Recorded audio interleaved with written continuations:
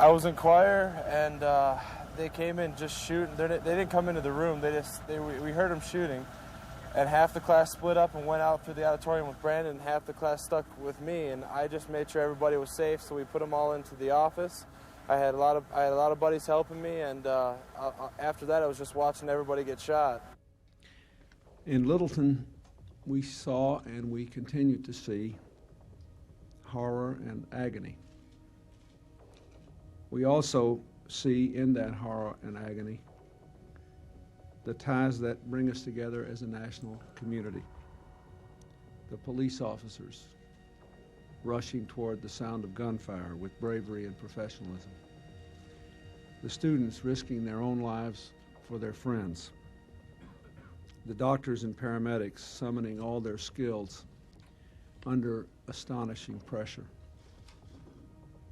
The parents and neighbors whose love and concern sustained their children through that last long night, and who will be called upon to do much more in the days and weeks to come. Today marks the 25th anniversary of the horrific Columbine massacre. The mass shooting at Columbine High School in Colorado on April 20th, 1999 was, at the time, the deadliest school shooting in US history. Here you go, a whole bunch coming out. The shooting started at 11:19 a.m. After 49 minutes of horror, 15 people were dead, including 12 students, 1 teacher, and both gunmen. 21 were injured. The killers, 12th grade students Eric Harris and Dylan Klebold, launched a terrifying assault on their classmates before killing themselves. Guns. Like with cut-off shot. Guns are bad. When you saw them off and make them illegal, bad things happen to you. Just say no to sawed-offs. The pair had planned their attacks for a year and had amassed a shocking arsenal of weapons, including a Tech-9 pistol, a pump-action shotgun, and 99 separate explosive devices. Hero teacher Dave Sanders saved hundreds of lives on the day of the shooting by evacuating students and securing much of the school before he was killed. His daughter, Connie Sanders, has spoken exclusively to the US Sun about her father's legacy. She says survivors of the massacre still come up to her today to tell her how they wouldn't be here if it wasn't for his bravery.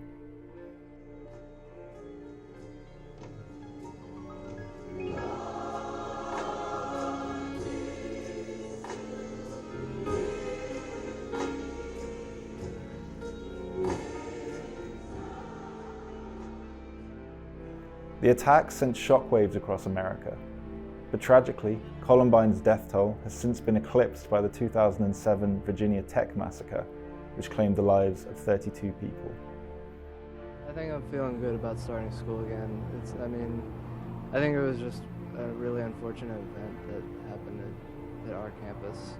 I don't think of Virginia Tech as any less safe or anything now. I drove up so that I could be part of the sense of community that we have at Virginia Tech, and to come here and walk the campus and, walk the places I've always walked 100 times, just to know that, it's still Virginia Tech, even though this horrible thing has happened, that it's still my school. I have a lot of mixed emotions about it. Part of me is I'm glad that the university has decided to continue with classes. And the other part of me, like most students are going to be feeling on Monday morning, is anxiety about having to go to class because of what had happened just a week ago. It's definitely a lot of mixed feelings. As of April 2nd, 2024, at least 415 people have been killed in school shootings in the United States since Columbine, according to the Gun Violence Archive. Another 907 have been wounded. It's hard. It is definitely going to be hard for this Christmas. And it's tragic. It's just a tragedy. I'm not sure how to stop it. I hope that there are ways that we can. But it's just very sad, and it's just a good opportunity to just come by and share what's happened in this community. Yes, it's an active shooter. And all the parents are going to go in. They that. Like, our kids are there, man. My son's right there.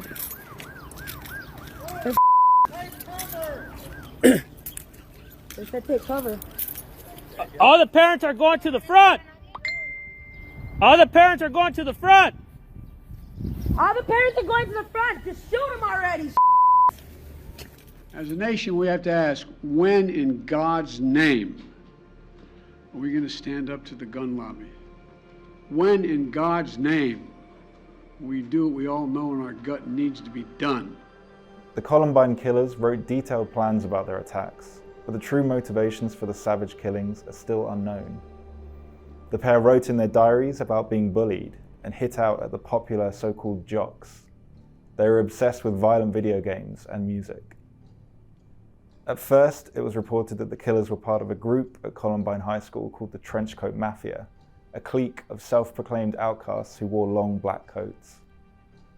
Some said the group idolized the neo-Nazi movement, leading to speculation the shooting, which took place on Adolf Hitler's birthday, was linked to white supremacist terror. God piece of do not even screw with that little kid.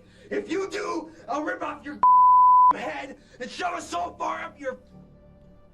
But it was later revealed that Harris and Klebold were only friends with one member of the group, and that most of the members of the Trenchcoat Mafia had left the school by the time of the shooting.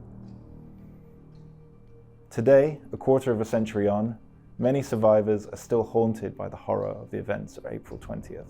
I just started screaming and crying and telling him not to shoot me. And so he shot the girl, she shot her in the head in front of me. And he shot the black kid because he was black. And he shot him in the face. The first victim killed in the shooting was 17-year-old Rachel Joy Scott. Her brother, Craig, narrowly escaped the slaughter, but he watched two of his friends and classmates die. After the shooting, Rachel's family discovered in her bedroom an outline of her hands that she'd made before her death.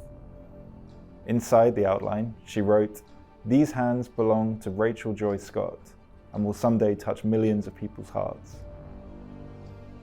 Her family started Rachel's Challenge, a non-profit that addresses the root causes of gun violence at schools and aims to give students the courage to speak out if they're aware of someone planning a shooting.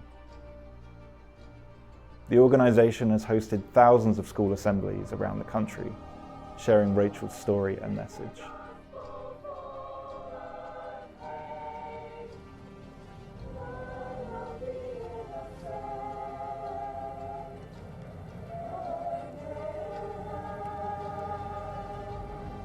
We have to say, we haven't asked you to abolish your gun shows, but we've asked you to undergo the inconvenience necessary to save more lives.